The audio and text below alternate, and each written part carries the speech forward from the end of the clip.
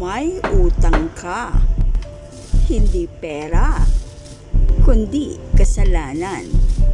At ang kabayaran, kamatayan.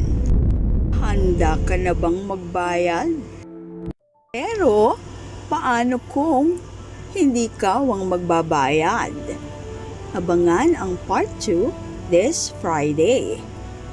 Hindi ka ang nagbayad, pero bayad ka na.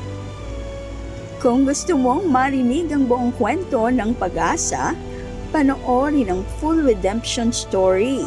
Pindutin ang related video para sa buong kwento. At panoorin din ang buong Hatol ng Pag-asa series, link nasa comments. Like, share at subscribe. Ito ang Stories of Law and Faith. Ito ang bawat kwento may hatol ng pag-asa.